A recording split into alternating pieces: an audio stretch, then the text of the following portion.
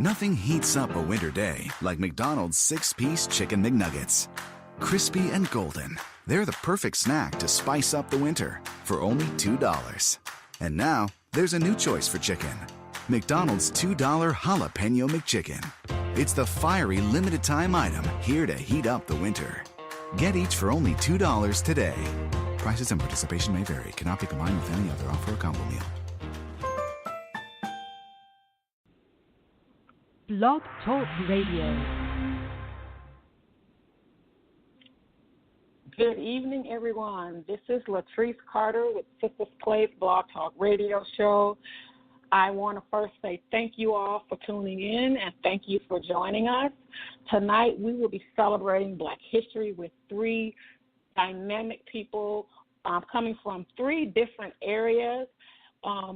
They are setting their mark in our history, and tonight we salute and celebrate the author, Jolie Rain from Georgia, the director, Damon L. Smith from California, and a business owner from right here in Chicago named May Whiteside. Get ready, sit back, and listen to the show. If you have any questions for our interviewees, please leave your interview questions on our Facebook page, and we will answer one lucky question for each of our interviewees. Well, let's get started. Our first interviewee, her name is Jolie Rain. She is an author of her first novel, Confetti. So welcome her to the show, everyone. Jolie Rain, welcome. Hi, everyone. Thank you for being on the show tonight. Let's jump right in and talk about your debut novel, Confetti. So how did you come up with the title of your novel, Confetti? Well, the title came to me as I was writing it. It was untitled for so long. And as I was writing it, I was getting so many different feels from it, as in, happiness and closing of the chapters and everything. And then one day I just woke up and I thought, what does all of those things mean to me? Or, what signifies that for me? And it would be confetti, like at a wedding or any celebration, what do you see? So for me, that is what it meant. So I was like, oh, well, since I have all those feels in this book, we're just going to give it a simple title. That way the reader won't know what it means until you start reading it.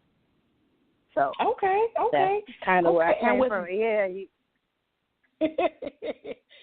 Good. And with that being said, what tell us a little bit about the novel Confetti. Kind of give us an overview of the story. Okay, it's a love story about a girl named Rashida, a hopeless romantic who is, older. Well, she's not really old, but in her 30s. She's a single person, and then she finds love in somebody when she least expected it. But throughout the novel, you get to see her and Terrence go through their new love, and then they get married, and then you get to see how she is in love with Terrence and how she gets to go back to old boyfriends, old booze, heartbreaks, heartaches, and happiness too, so you can understand how she is in love with him. And then there's this little thing, honey, somebody trying to be a mistress coming in, and she tries to disrupt their marriage. And then, you got to see what happens. It's a little chaos, a little drama, but at the end, you got to see if love wins or not. But because she's so hopelessly in love, but she also doesn't want to sabotage the love too. So you get to see her go through, modern day, in my mind, my personal opinion, modern day love, 2018, 2019 love. Okay, awesome. So what type of message do you want your readers to take away after reading this story? Well, I want everybody to read it, and I know a lot of people are going to get different things. I've been getting a lot of different feedback from it, but from this book, I want you to understand that love is easy. It's not hard. You have to put in a little work for it. With the right person, everybody can accomplish that same type of love that she felt in this book. I also want them to know that if you're patient, because she was patient for a long time if you read it, to find that perfect person to deal with her as she dealt with him, as long as you continue to be yourself. I wrote it so that people, my age could identify with it and understand that, you too can have love. Whatever your past was, that was just your past. But if you stay true to your goals and, you don't settle for it, then you too can find whatever that happiness is. It may not be love and marriage. It may be something different, but you can reach whatever it is you're trying to reach. Okay, awesome. Now, would you say that this story is a little personal for you, or is there like something, any part of the story relatable to you at all that you're like learning from that you're sharing with the audience? Oh, yeah, it's very personal for me. It started off as an assignment from my therapist for me to describe what happiness looked like. And one day I woke up with a date in mind about what happiness looked like, and I wrote it out, and then it turned into a story that I couldn't let go of. And for me, it was definitely something that I feel like I'm writing down everything I want. You foreshadowing in a sense to whatever it is that I want. Like, what did the drama look like for me at this age? It didn't look like, love, sex, and drugs, jail time, and fighting and chaos. It looked like something different. So for me, it was very relatable for me and everybody my age and the people I'm around, and also for anybody else that wants to read it. So I took a little bit from life and put it into books. Okay. Hey, that's how we learn. That is exactly how we learn. Everyone has someone who has influenced their writing. Can you give us 3 literary influencers that inspired your writing and why? I don't have 3, but I can give you 2. 2? Yeah, I can give you 2. Okay. I don't have 3. I read a lot, but I know 2 staples for me as I grew up reading was Fly Girl by Omar Tyree and Sister Soldier, Coldest Winter Ever. And now that I'm writing this, as thinking about that question made me say, oh, wait, maybe that's what I'm doing, like the coming of age, but you're a little bit older, talking about, your life. Back then, those 2 books was kind of what me and my friends read, what we can identify with, what you could see around you, different type of relationships and, those type of things. So those 2 people, Omar Tyree and Sister Soldier, before those 2 books from, when I was maybe in middle school up until I got maybe 24, 25, I could identify with those. So I do realize now in writing this book, that's what I did, was to write something current for me that other people my age could identify with. So I would use those 2 people, Sister Soldier and Omar Tyree. Okay, great. Now, a lot of people, when they look to other published authors like yourself, being new, they always come for advice, always seeking advice. What advice do you have for others who dream of writing books and, they have a story, but they don't know how to get it out there? What advice would you give them? The first thing I would say to do is just do it. You have to just jump out on faith. I had this in my mind for a long time. And until I just stepped out to say, I want to do it, you have to put it out there, speak those words and say it. Just do it. Even if you have to research a little bit to figure it out. The next thing I would also say is get a mentor. I have a really, really dope mentor in Sherry McCrae, shouts out to her, who held my hand. You have to find somebody who knows what it is you're trying to do, and somebody who has done it, and then see if they'll help you walk that walk. Because if I didn't have her, I don't know that we would even be having this conversation. Oh, absolutely. So tell us, now that you've written your first book, what is next for you? Are you writing another book? What's going on? I am currently trying to sit down and get my second book underway, but since I've been getting so much feedback from this one, I'm trying to figure out which way I want to go with the next one. I don't know if I want it to be a sequel. I don't know, which way I'm trying to go, but I have to sit down and do it.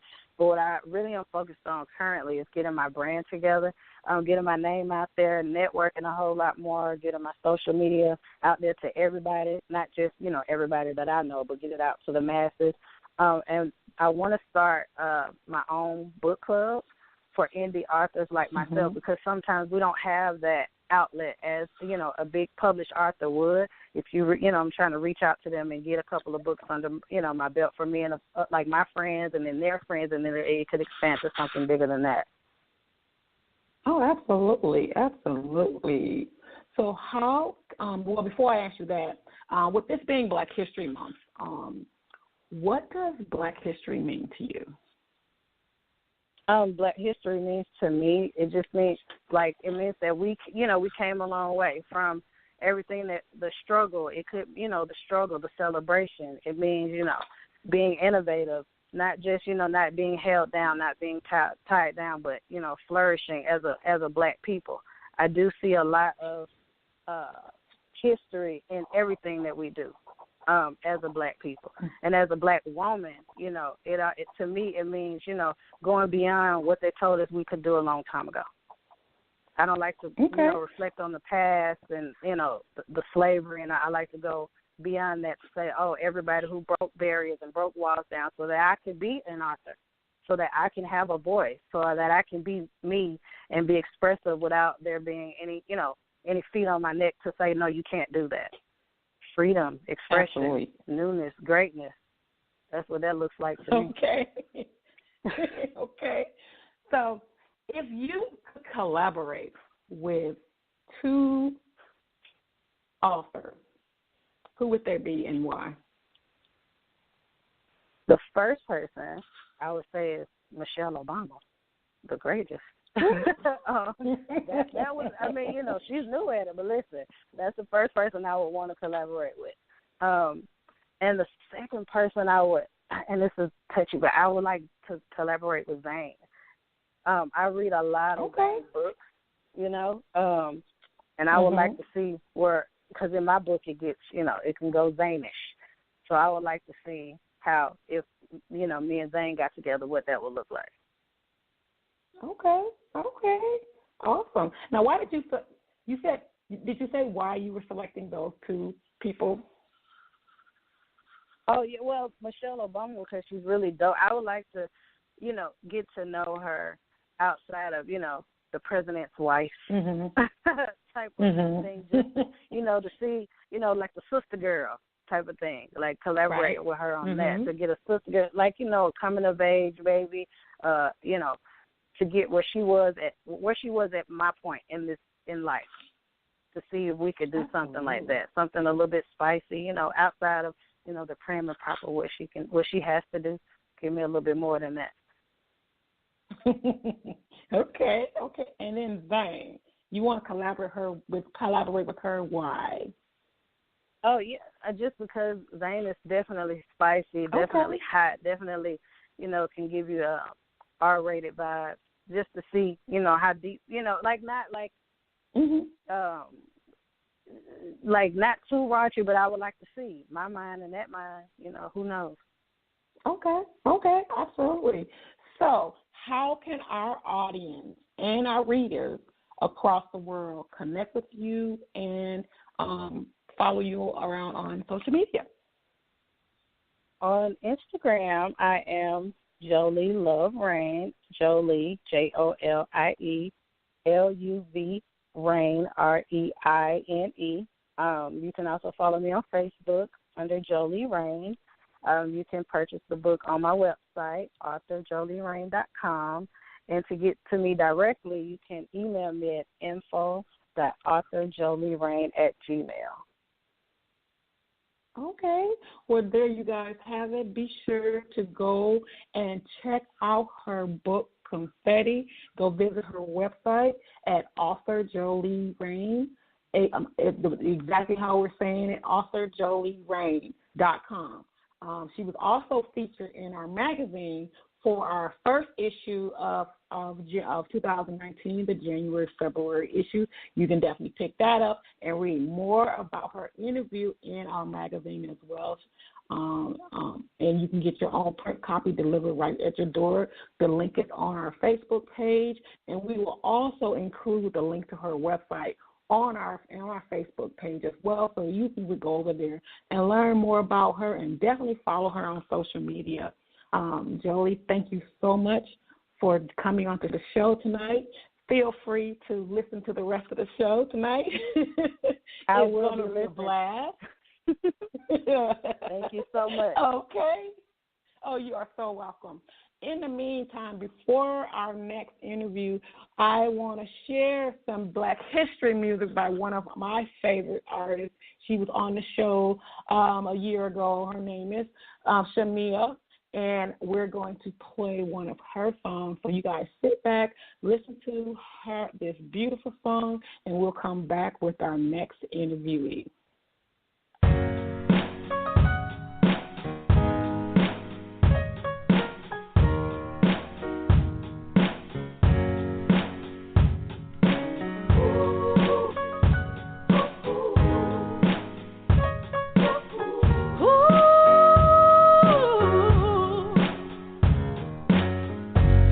The love a mother has for a baby. Even when they're grown, they can do no wrong. And what I feel for you's no exception. We made a vow to stay, come what may. There's been times I let you down. Sometimes it was both our fault, but you never dared to change. And your passion stay the same for me, yeah. You're my heartbeat. Oh, da-da-dum-dum-dum-dum-dum-dum. I got this deep love for you, baby. Deep in my soul, my heart goes. At times I just expected you to leave me. 'Cause the human in me didn't want to change. We didn't come into this thing squeaky clean, baby. But the nature of our love washes every stain away. There's been times I let you down. Sometimes it was all my fault. But you never dared to change. And your heart stayed the same for me. Show love, kind of love. You can't deny what it is. It keeps you going. It makes you feel so good. Deep down inside. Oh, oh, oh. You are my redemption. 'Cause we are not perfect at all. But we love so one. No, nothing will ever come between us. You're mine.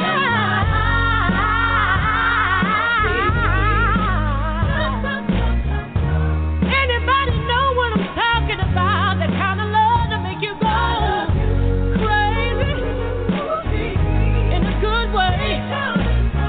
Oh, so enough run deep down.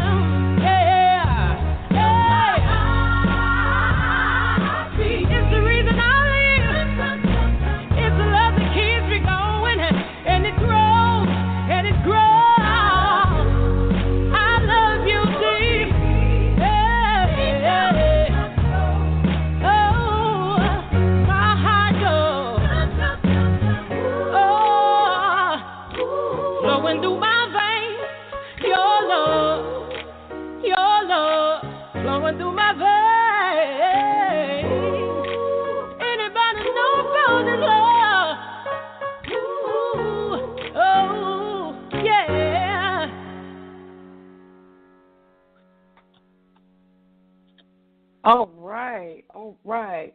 That was Heartbeat by Shamia Crawford. That was a beautiful song, and what a way to celebrate Black history by sharing a beautiful song by Shamia Crawford. If you are not familiar with Shamia Crawford, you definitely want to check her out. She's right there out of Atlanta, Georgia. Well, guys, welcome back to the show. We are about to introduce our next interviewee. He is an indie director. He has a new series that he is working on called Black, and we're going to be talking to him to learn more about the show. Ladies and gentlemen, welcome to the show, Damian L. Smith. Hey, Damien. Thank you. Thank you. We meet again. How are you? I am doing well. How you doing? Everything is excellent. Life is great. Life is great. So excited to have you back on. I appreciate you. Oh, you are so welcome. You know, it's Black History Month, so you know we have to celebrate our talented brothers and sisters doing greatness. That's what we do. I appreciate it. This is project number 2 with a total Black behind the camera crew cast. The cast is mixed, but yeah, this is the second time we were able to do it. So for Black History Month, I think that's fitting. We did it. We did it right. We did it right. That's right. There you go. So why don't you tell us about your new television pilot titled Black? What is that about? I'll sum it up quick. It's basically a spin-off of if you took modern day, if you took Romeo and Juliet and made it a modern day thing. That's all it is. Basically, you have 2 rival families that have over, let's say, a century of bad blood. Their kids, by a strange term of events, end up together in a relationship, and it doesn't go well after that point. But the good part about it is they come from different walks of life. You got our main character played by Sean Riggs as Black, and his family is pretty much from the street side of things. Their family's been in the underground street scene for all that time. And Tiffany Strohmeyer, whose family is pretty much corporate. So when you have these two come together, it's metal sharpening metal. Her skill set along with his skill set creates something that's really powerful. And that's what I wanted to do. It's not just another shoot 'em up random project. This is something that shows. I mean, Tiffany's trying to start her own cryptocurrency, and Black has capital. And I'm not gonna give you too much, but it's right. It's right, but it's an amazing story, and I have an amazing cast like Tiffany, who is played by Christian Victoria. She nailed it. She's doing a great job. And, you know, every project has to have a super, super, super villain. So we have Detective Raymond West that's played by Tory B. Lawrence. That when you see him in public, you're probably going to want to punch him. But that means he's doing his job. He's doing his job. He's bad. We wrote him bad, and he's bringing stuff to the character. Yes, when you see him in public, you're like, I hate him. But he plays the role so well, it's like, oh, you enjoyed it. So the whole cast is doing amazing, the whole cast. So that's a great one. So I'm happy about Black. So, awesome. So how did the show get its name? How did you come up with the name for the show? Nice. So the original working title, right, was called Blackwell Strohmeyer, because I'm wordy. When we do a lot of projects, people be like, "Dude, you got to really bring it down. That's too much because you're wordy." So I get pulled to the side by a friend, and he's going, "Blackwell Strohmeyer, you gonna call it that?" I'm like, "Yeah, that's the Blackwell Strohmeyer." But he said, "Who's the story about?" I said, "Black." He said, I said, "No, you know, Capricorn males don't like change, so." I'm sitting here going, "Nah, man, we got to roll with the Blackwell Strohmeyer." And then I started looking at it going, Black, because it's a wonderful play on words. Everybody who sees it thinks, oh, it must be Black people, it's Black. But it's just a play on the name. There's Asian cast, there's Black cast, there's white cast. So it has nothing to do with just, oh, it's Black. It's Black is our main character, played by Sean Riggs. So it's just a play on words, bait and switch. You know, that's it. Okay. It worked. So it's a TV. So you shot it for a television pilot. When will you know more about as to when it'll be available for us to see it? What's the next? Well, we have 5 days of pickups. So we shot 80 to 85% of it. We're going in March to shoot the last 4 to 5 days. It's 4 episodes. We didn't just shoot one. We shot 4. Okay. So get you guys hooked. Get you hooked good. if you've seen the tone, you know my production value. I like my production value high. So we didn't spare any. Here's my thing. I don't want to talk your head off, but here's my thing. With technology now, there's no reason why a production shouldn't rival anything else on TV or anything else. Like, if you produce something and and you can check me if I'm saying anything you feel is wrong. But for some reason, people feel like whenever people of color do a production, it's supposed to be lackluster unless it's picked up. But I feel that you should be able to play your stuff next to anything on ABC, any other station. And with technology now and some resourcefulness, it should rival it. So that was my thing. So I spent. I'm not going to lie and say I haven't spent. I put a lot of money into this. But if you've seen the tone and the quality of it, this makes a tone look like a B or a C level project. It's very sharp. It's very sharp, and that's why we're taking our time with it. So it'll be ready by the summer. All 4 episodes will be ready by the summer. Like I said, we're knocking out the rest of it. And my next project, I want to shoot in Atlanta because I went to Atlanta and did some networking, and I fell in love.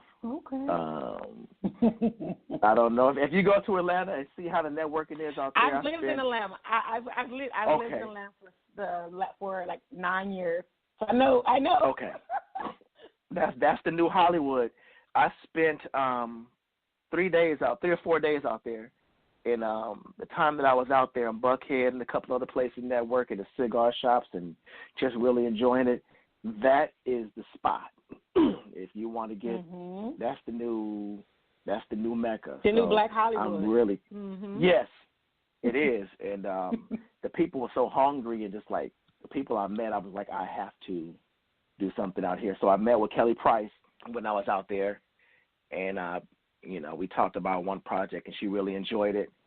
And I talked to other people as well when I was out there, and it was like, this is just, I have to, there's no way I can't shoot here. So I'm finishing up Black here, the 4 episodes. Once it goes into post, I'm on an airplane. I'm back out to Atlanta. And, I'm just excited about it because I've never seen, and Cali is different. In Cali, I mean, I love this is home, don't get me wrong. But in Cali, it was just, it's just more, you have to fight to get is it more politics? Is it more politics in California? It's more politics. Versus Atlanta? It's way more politics. Atlanta, I was sitting in these people just kept coming in. I'm like, that's such and such. This is crazy. And when you sit down and talk to them and you give them the concepts and they see what you did, they're open. What do you need? I got the locations. I got this. I got that. So I said, there's no way I can't come back. So I'm really considering about doing the Block or Annabelle at in Atlanta. I love it. I love it. Okay. I love that. Now, you've been in the industry for a while, and there are always aspiring producers and directors and writers. They want to get into your industry. So can you share some advice and explain with those listeners, the process for pitching television series or shooting a short feature film or even a full feature film? Because I know, this is your area of expertise. So can you share with those listeners? Sure. I'm going to put one out here that's going to sound crazy. Of course, relationships are king, right? Are king. But don't wait for a circumstance. Create it. So you're emailing your favorite person, right? You're looking at Ava. You're looking at all these folks blowing, right? I'm going to get with Ava, and she's going to do this. Ava has 1 million people hitting her daily, right? So I would say, instead of putting your circumstances on someone else, say, I'd be resourceful. I've seen people make killer projects with iPhones. I've seen people make killer projects with some crazy technology. So create your circumstance. If you want to do something, be resourceful. Find out what to do to make your script stand out, or find a script that's excellent. If you want to be a director, hey, this guy's already on the roll.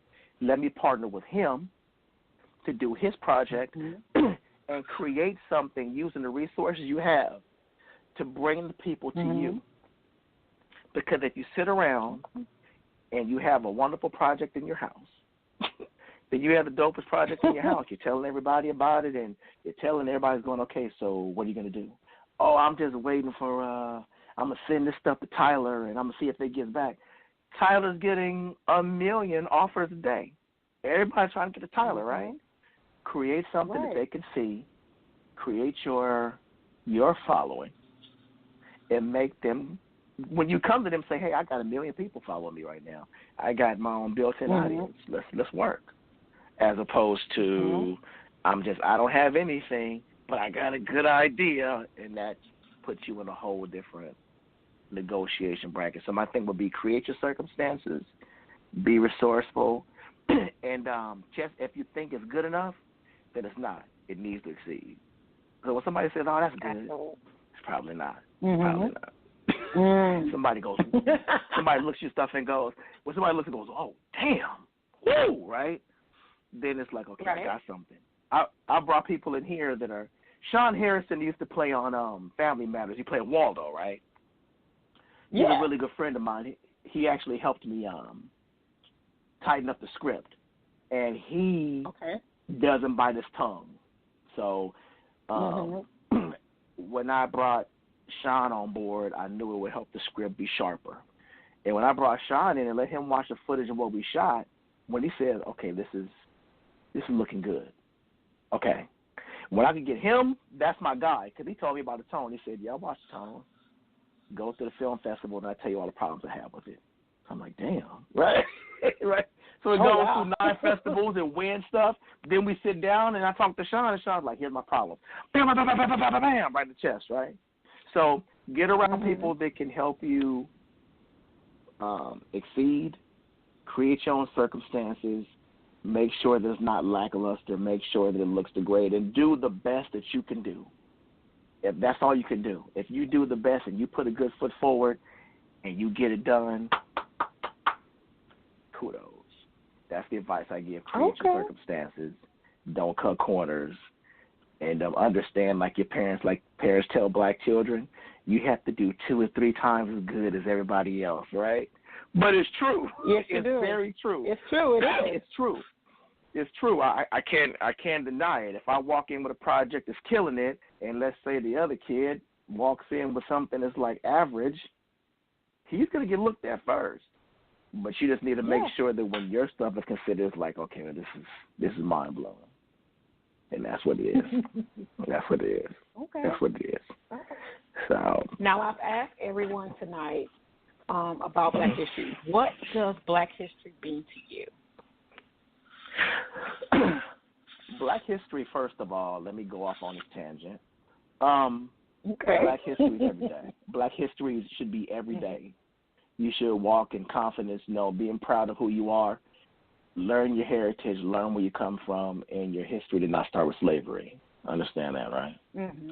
So, but being that every time you walk outside, Black history means to me that you know your history or you're learning it, and every time you walk outside, you're representing your entire race.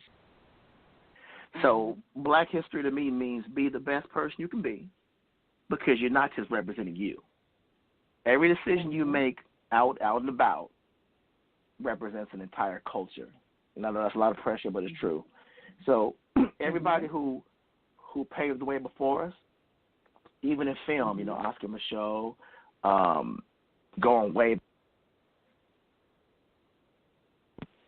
back to that era all the way to Spike Lee just now getting an Oscar, things of that nature. You have to look at that stuff and know that these people paved the way and to make it better for you. So the people before you, give them the respect they deserve by doing your best in the road that they paved for you. That's what Black history means. Look back at the history so that the present can be improved. Don't do things that pull us backwards. Absolutely. I like that. I like that. Now, I know you touched base on a couple of the cast members that's in Black, but can you name some other cast members that will be in the series Black? Yes. We have. So we talked about Sean Riggs. We talked about Christian Victoria. We talked about Raymond, Detective Raymond, which is Tory B. Lawrence. We have Anika McFall, who actually just got a really cool role on 50 Cent show, The Oath, and she's been in. We've worked together on past projects. We have Josh Han, a very good Korean actor, who actually came on. It's gonna throw you because when you see the series, we have some of the brothers on there speaking in Korean. It's pretty impressive to watch. Really? Oh wow. Yeah, it's like Alexandre Chen. Oh my God! On the Cosby Show, there was a guy that played Denise's husband, Mr. Phillips. I don't know if you remember him. Do you remember? I remember he her was a military guy. Martin. Joseph C. Phillips. Yes. Yeah, there you go. Joseph C. Phillips, he came on, so he did an excellent job. I can't believe I forgot to talk about him. Mary Mackey, and it's a very mixed cast. Okay. Nichelle Nelder. It's a lot of people you're going to see on there, and you'll be like, oh, okay, that's cool. But, Shaban, and Cheyenne. Shaban, I don't know if you have this thing in Chicago, but they're doing some really big poster ads about family and things of that nature. When you see some of these faces, you'll see them from different ads and things of that nature too, because people out here really working. Okay. So. Okay. Okay. It's a very big cast, which made it a very sometimes we bite off something and people warn us like, dude, this is a pretty wild swing you take. But some of us are crazy enough to take the swing, and we pulled it off. So yeah. It was very it was a big swing. Like when we got halfway through, I was like, oh, okay, well let's just keep going, and we got it all done. But it was a very big swing, and yeah, it's an amazing project. It is a very big cast, but the main players are definitely stated. And my executive producer and person I always work with, Rhonda Conley, who's been rocking with me since. That's like my right arm, basically, since the first project I did with Charles Xander Peterson to now. Without her, a lot of the stuff. She's kind of like the brains behind a lot of times. She's the one that tells me, like, you might be biting off more than you can chew. And then I say, okay, and I bite it off anyway. So, you don't listen. Yeah, I'm like, yeah, don't worry about nothing. And then we back in savior mode. But everything worked out, and the whole cast is smoking. Like the whole cast is amazing, and I don't know if you looked on the page. Did you see the stunt coordinator, Dylan? I had a whole thing. I did go on the page. I did go on the page, and I was being nosy, snooping around, and checking out some of the posts. Yes. And I do see it is a diverse cast. I like that. I do like that. Yes, very diverse I cast. like for us not to be known as, that stigma, oh, it's a black director. Mm-hmm. Ain't nobody else of another ethnicity on it. I like that. I'm grateful that you're definitely keeping it. And I went out and did it accurate, because a lot of times when we do go out and cast, I'm gonna say this and then I'm gonna get off my soapbox. What we'll do a lot is we'll write something, but we don't really know how the other person talks. So it's like it's the opposite. If you have a guy who's never been to the hood, write a hood tell us like that's not how we talk. That works in reverse. Right. So when you have somebody who may not know how a person in law enforcement talks, but they're writing for them, sometimes that happens too. So I had we went through and made sure that everything was accurate. So Adam Pilver, who plays Christian Victoria's Tiffany's boss, he killed it in one of my first projects. All these people had to come to the table and make sure that they help you. When you say certain things, you'd be like, say that again? I like the way you said that better. Let's roll with that. That's more natural. And we had the script you go in, change that up. That's the script now. So, it's a diverse cast, and It's smoking. I guarantee you it won't disappoint. This one's really, it's a nice piece. It's a nice piece. It's a nice piece. You got to be hooked, I guarantee you. You'll be hooked.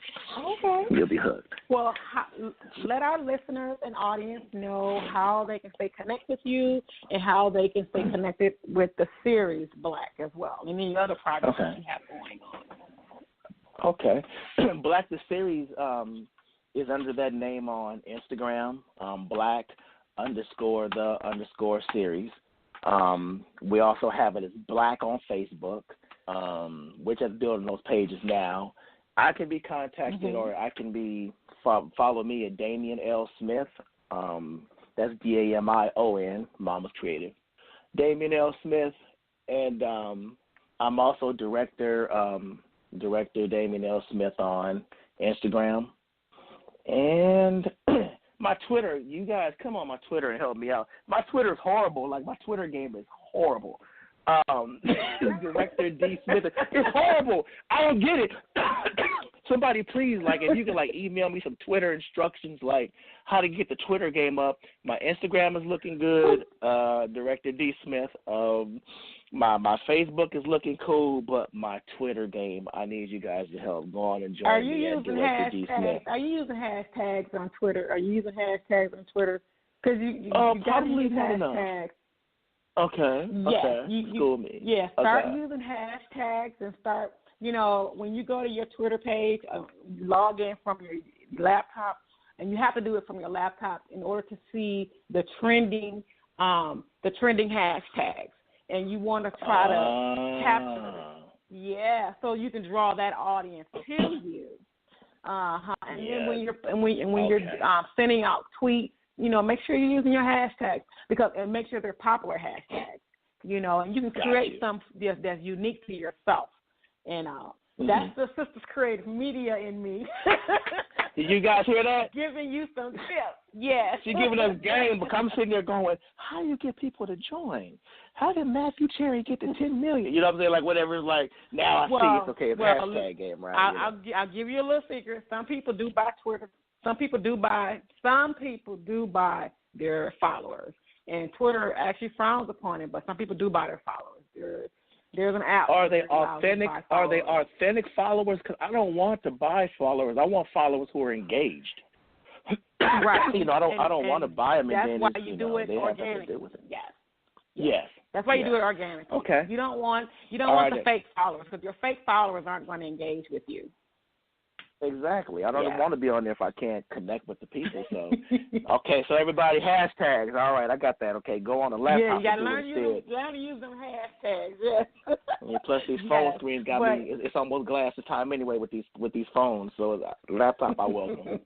Okay, good. But you can do it on your phone though too. But everybody, I just want you guys to make sure you go to his Facebook page, Damian L. Smith. And follow him, connect with him. If you have any questions for him, you can drop those either in our Facebook page, on our Facebook page, or most definitely on his Facebook page. He'll answer any questions that you need. Yes. For all talk you aspiring directors and writers. Yep.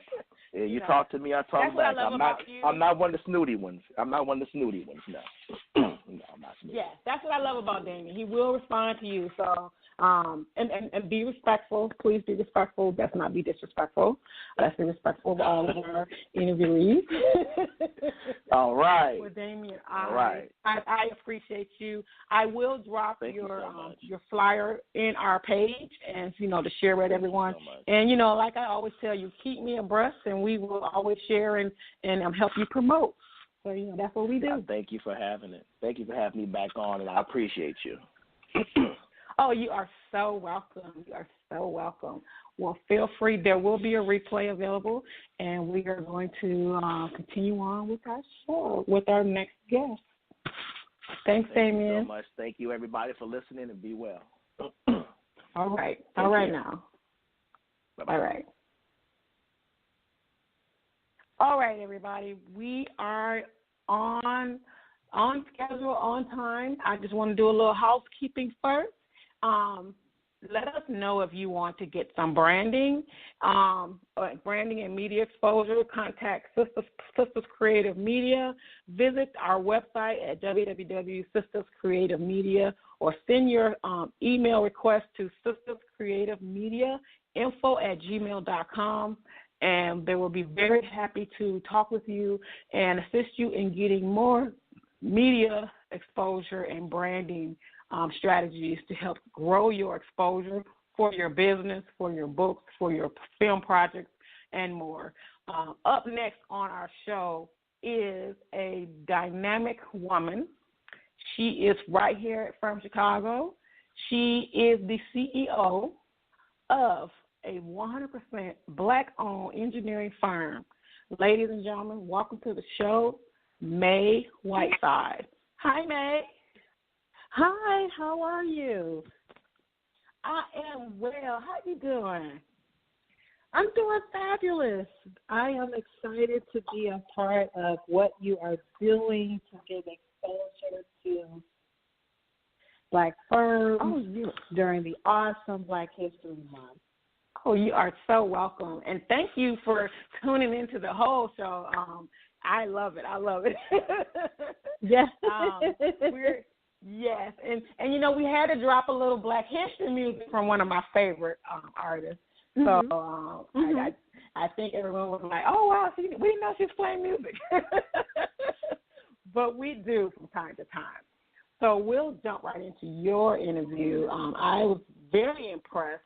And I'm very proud. I always love seeing Black-owned businesses. You have a Black-owned 100% women-run engineering firm, CKL Engineers, LLC. Tell us what makes your firm different from any other engineering firm. Well, what makes CKL unique and different from other firms is that, number one, we are 100% Black woman-owned in Chicago.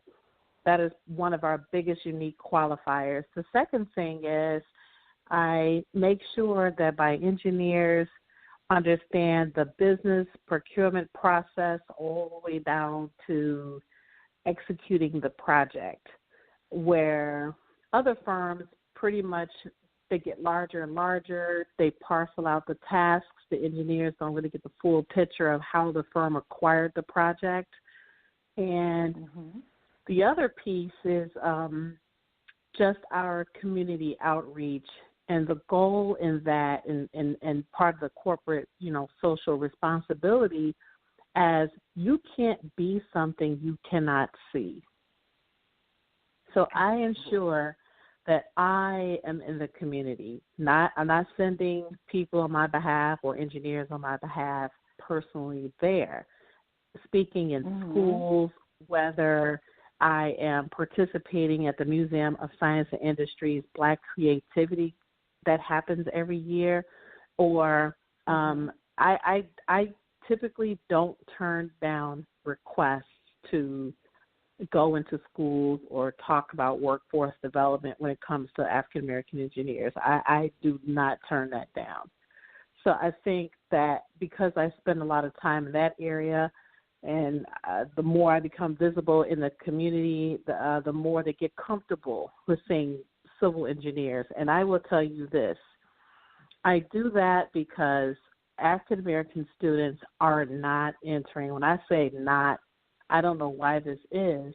I kind of think I know why it is. But we're not pursuing civil engineering. We're not pursuing civil engineering. And civil engineering,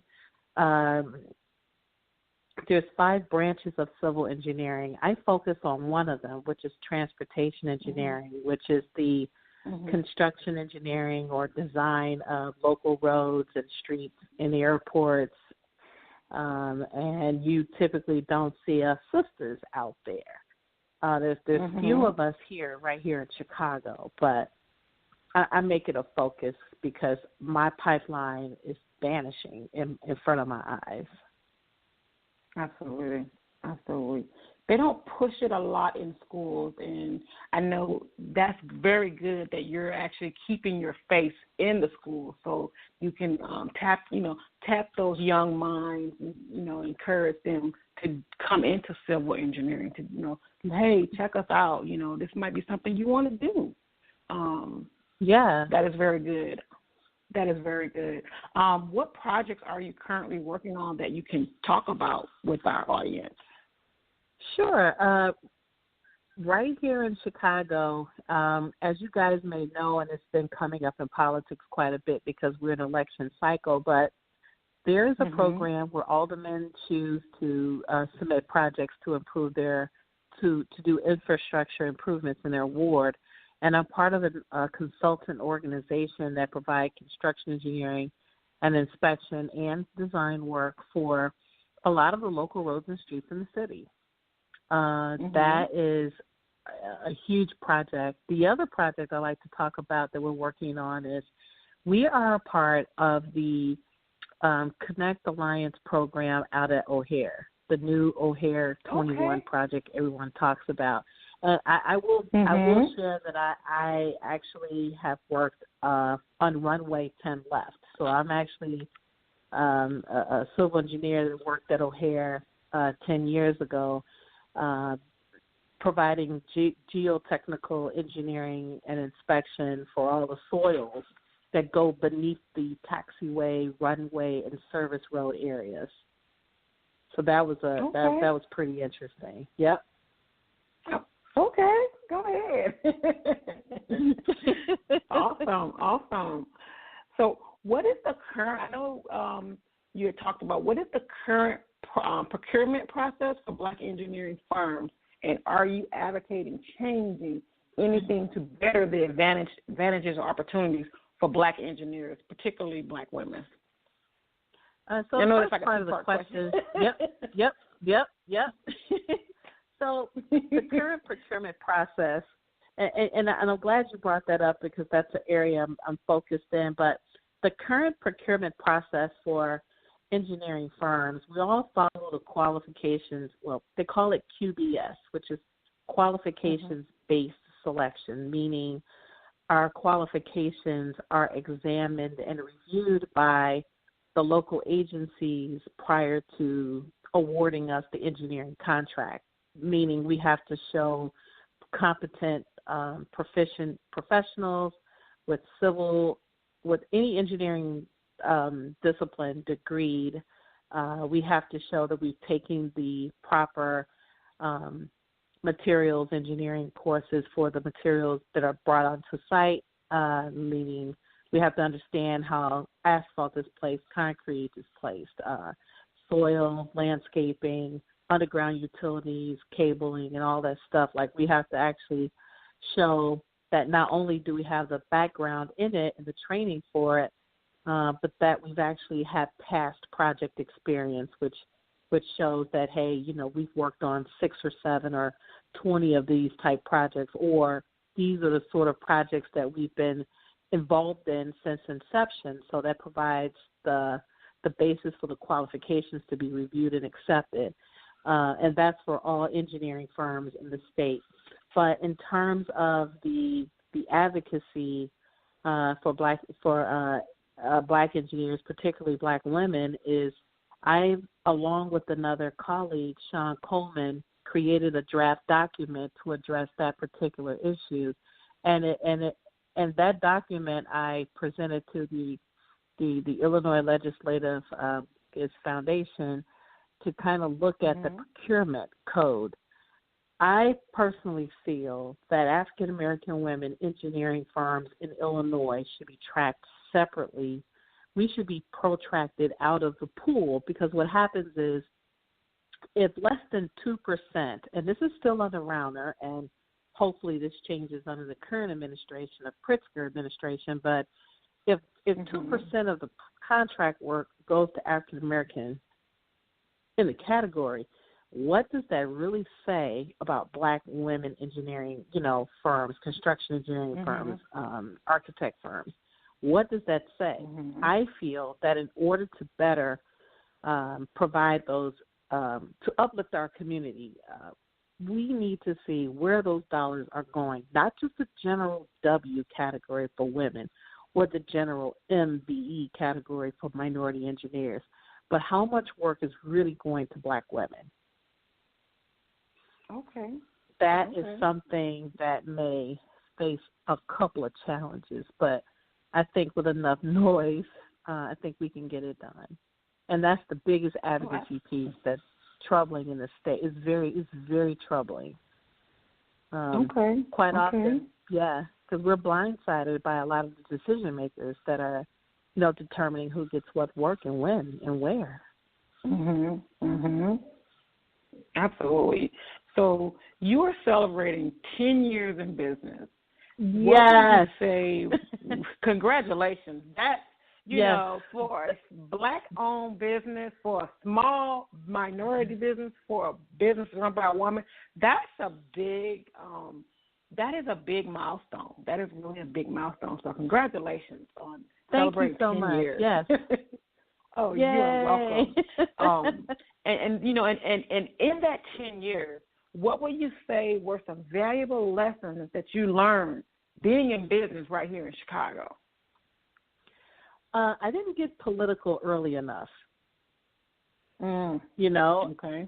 Prior to starting the engineering firm, I actually worked for the Chicago Department of Transportation for about 6 years. And in that 6 years, I didn't realize, that some of those connections I would need when I started my firm. And I mean, one piece of advice, if you're working full-time in your industry and you're thinking you're going to go off on your own and start your own business within the same industry with the same people, your work starts at 5 p.m. You need to socialize between 5 and 10:30 p.m. Monday through Friday. In order for people to get to know you, what you do, your habits. You get to know them, what they think, their habits, who they know, who's in their circle that you might need, the networking part, And I will say early when I started the firm, my son was about 6 or 7 years old like that. So when I would leave work, I'd go straight home. I didn't network with anybody. I zoomed straight home because, homework, grocery shopping, putting dinner on the table, and I missed those networking opportunities that being in business here in Chicago, it's just all about the network. That was the valuable lesson that I would tell somebody else right now. And I'm finding that true for just about any business, even with mine as well. So you really do need to network. You really do have to network and get out there so that people can get to know you, get to know who you are, and know what you're doing, so you can have some allies in your circle. And learning how to, and you know what else too? Learning how to play golf is probably the biggest thing you could do for your career. Really? Oh, wow. You better go golf. Go golfing. Go golf. Yep. Okay. Yep. Okay. I'm gonna have to try it. Look, I do the little miniature golf with the little thing at the little park thing. Not the same. Because you need longevity. I mean, golf is it's an all day game. That's a full 8-hour work day, and you got to work and hit that ball in all those holes throughout the entire golf course, and you can't be. You got to be a little bit active, like athletically active, because you got to stand up and hit the ball for hours. For hours. Agonizing. Oh, my hours. goodness. All right. So I know you also we had briefly discussed mentoring via email, and I wanted to definitely touch on that because I don't see a lot of that nowadays. Do you offer the mentoring to young women who major in school as engineers and those who want to start their own firm? If so, what can these young women expect from you? What they can aspect for me in terms of mentoring is consistency. There is a lot to be said when someone is always actively interested in your career. I didn't have that at first, because I would tell you in civil engineering, there's not a lot of women that look like me. Right. I'd say, when I graduated from Illinois Institute of Technology, there were only 2 other African American women graduating with me in my class. So I understand a bit of the networking challenges that women have. So in terms of mentoring to young women who are in school, I offer internships. Every once in a while, I would do a fall internship, summer internship, while you're in school, and you get to kind of learn the industry. And I always focus on learning the business of the industry. And the other thing I do, I have a public profile on Facebook under May C. Whiteside, PE, and it's called Mentor Moments with May. And I would give, unfiltered business advice from my kitchen. And I would literally get into, things I've learned. Just, away from my staff in the comfort of my home. And some of them watch me on Facebook. And I'm like, don't look at me. But I give unfiltered advice real time. You can literally type your comments, and I'm answering them as I'm reading them. You get real time, instant advice. Yep. That is good. That is really good. Our students need that today. Students and our young women and men who are going into the workforce for the first time as well. Yes. I want, having a business means legacy. What does legacy mean to you? I've grappled with that. Legacy, that's such a tough thing. It's like, I could say in terms of legacy, it's how many engineering firms have I inspired to be created because they met me? They see me, working, and then on social media, and then I'm working, and then I'm networking. How many other Black women millionaires have I created? That's my legacy. Have I made at least 2 to 3 firms? Yeah. If I haven't done that, then I selfishly did not share my gift. I didn't share or impart any wisdom about what it means to be in business and all the BS that you have to put up with. It's not an instant game. This is a long game. How many Black female millionaires did I create because I decided to start my own firm? That's my legacy. Absolutely. I want people to be able to point and say, I did it because she did it. And that's how I'm able to cement my legacy.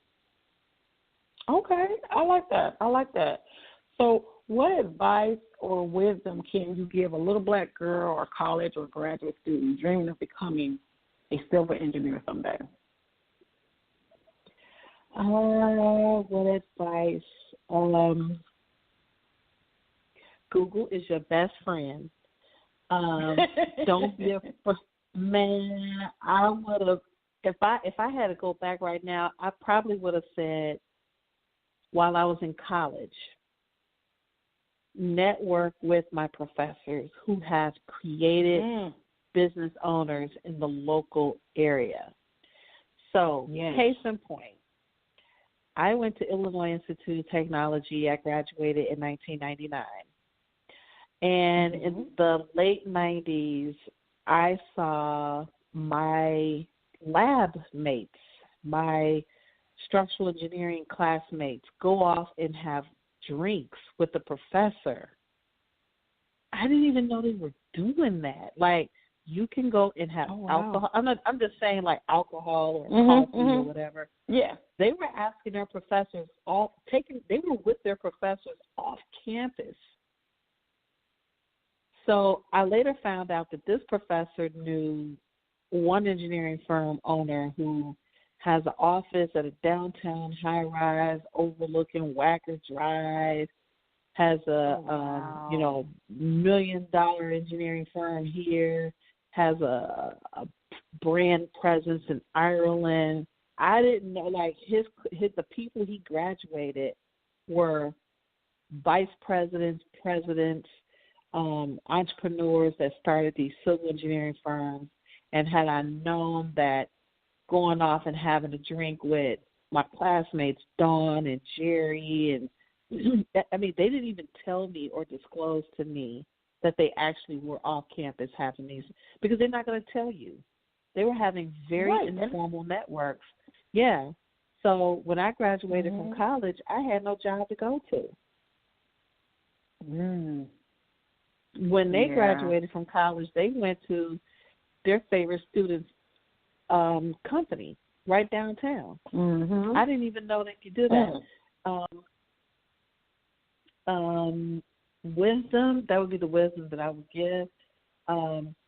But dreaming of becoming a civil engineer, I would say for civil engineers, we improve our local communities. For example, with transportation projects, whether it's a new roadway, a new rail line, a new what have you, that transportation projects, they improve the local economy. So if you're interested in improving, like South and West Sides, we see.